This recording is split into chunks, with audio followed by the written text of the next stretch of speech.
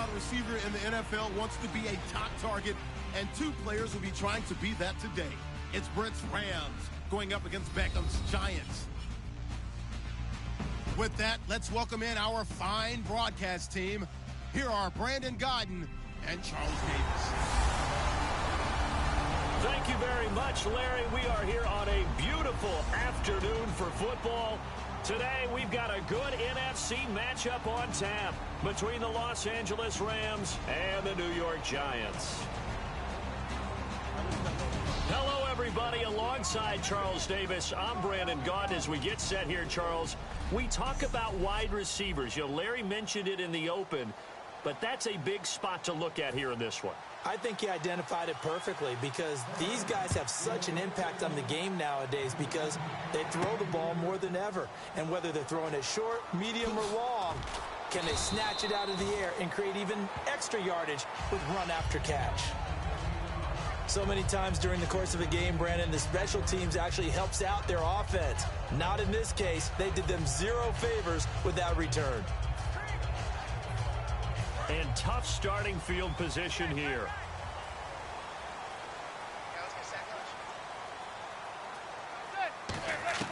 Manning now on first down. Oh, he's going to air it out right away. He's got him in, complete.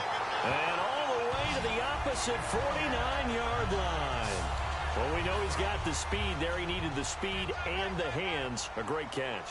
And because of that speed, you have to respect it as a defender. So you have to either play off or make sure you're somehow in contact with him. And he's able to do exactly what you said. Use the speed to his advantage and go up and get the football. That's a big-time play right there. Here's a nugget, Charles, on OBJ. This year he had 101 catches. Now 288 for his first 3 years in the league. That ties him with his former LSU teammate Jarvis Landry for most catches for a receiver in their first 3 years in the NFL. And just think about it this way. LSU is known as a running back factory as well. So wide receivers coming into the league and doing the damage they're doing, absolutely incredible. I do know this. OBJ will tease his former teammate and say, don't forget, we're tied, but I missed a few games my rookie year. If I played those games, I'd be way ahead of you. And the defensive there, that was a battle. He just made a really nice play. A really nice play, making sure his body position was correct. And how about the throw? Zipped it in there. And it results in the touchdown. It's up, it's good, and the Giants have a 7-0 lead. So they only needed 3 plays on that drive. And it was finished off by a touchdown by the New York Giants.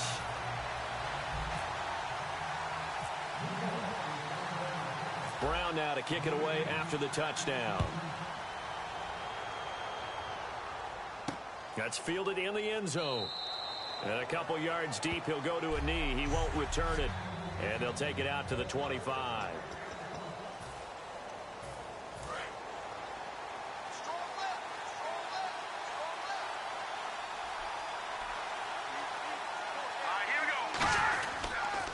Here's the first carry now for Todd Gurley. And this one goes nowhere. Losing yardage back at the 22. A loss of a full 3 yards, and now it's second down. Jason Pierre-Paul first burst on the scene for me, headed towards his draft year. You know what I saw him doing? Like 15, 16 backflips in a row on a YouTube video. Athlete. Absolute athlete. And he uses that agility to slip past guys and make plays in the backfield. That draft year 2010, 15th overall pick.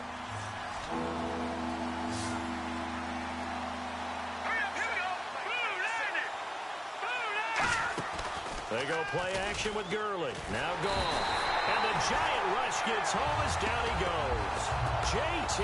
Thomas in there to drop him for a 6-yard loss, and that'll lead to a 4th down. Now, we talk about players blitzing all the time. I often laugh and sometimes call it just straight-ahead pursuit. What a running start right back to the backfield for him. Yeah, it really didn't give anybody a chance to get up there and stop it. No, I mean, that's really, really difficult. You're asking a whole lot anyway, but when he gets that kind of a start and comes through clean, oftentimes the advantage definitely goes to the defensive player. A very nice job on the run back there. He'll get 20.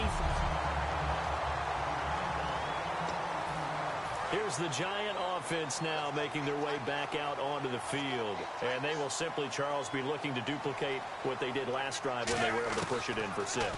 And they hope it'll be that easy, right? To be able to take exactly what happened before, replicate it. They may have to make a few additional changes along the way because I'm sure the defense will make some adjustments, but they've got to have great confidence having scored the last time out.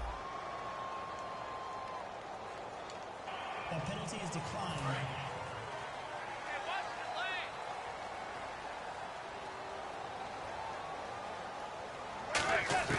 Manning will try again on 2nd down. He's going to let it go again. That's caught inside the 20. And that one results in 35 yards. A great job pulling that one in from a guy, as we know, who can really blaze. He's got a lot of speed. And that speed can work for him so many different ways. Sometimes he just takes off and goes and just runs past people. Sometimes you get people to back off so far that you can catch everything underneath. But still, at some point in the game, you probably have to make some contested catches, right? Sometimes you have to go up and beat a defender for the football. He has that in his arsenal as well. Showed it right there. It's a 10-yard gain there, and it sets him up now 1st and goal. And we have to give credit to him for buying time and extending the play. But you know, there's some really upset defenders on that one. They thought that they had him. Instead, he was coated in Teflon and got away. Throwing is Manning. And that is caught. He's got it for a Giant touchdown. Odell Beckham with his 2nd touchdown in this opening quarter. And the Giants add on to their lead. And when a Hail Mary is completed for a touchdown pass like that, I think any defensive coordinator just puts their face right into their hands. I don't think there's any doubt about it, and I don't have stats in front of me. I don't have the empirical numbers that say that in recent years the Hail Mary pass has been completed more than it has been, but it feels that way, doesn't it?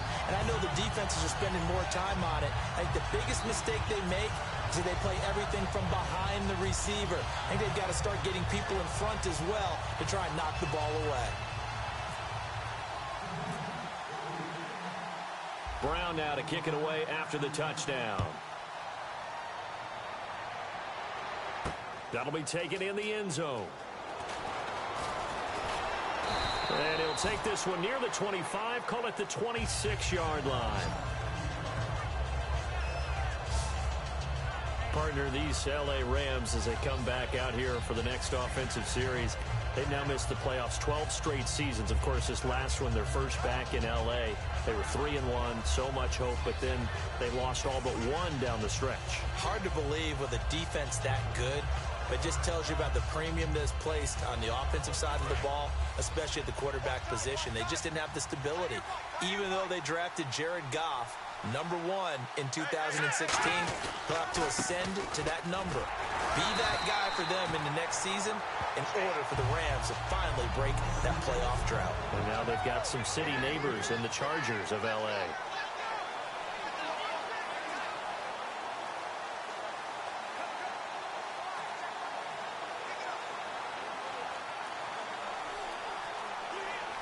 So the offense now dealing with a 2nd and 7.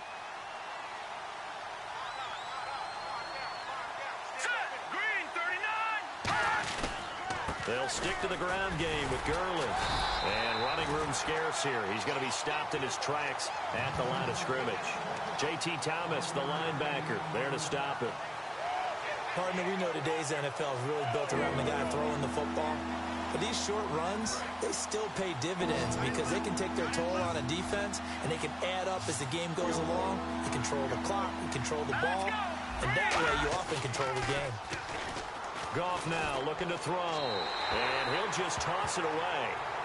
So he throws it away, and that brings up 4th down. Partner, how many times have you heard it? Pressure creates diamonds, right? But it also bursts pipes. And on that one, that's what they got. They got after him, and he was fortunate just to get rid of it. Yeah, he just had to chuck it away.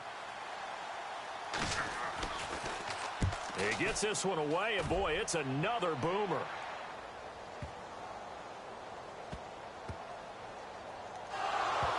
And now the Rams have got it, going the other way. So not only did they get the fumble recovery on the punt, but now look at this field position. He almost took it the distance. And the ability to not just make the play, but turn it into something big, that's what coaches harp on all the time. How do we create big plays that'll change the game? And that may have been one that just did. Give him 3 on the gain there. 2nd and goal. It is definitely hard to find space near the goal.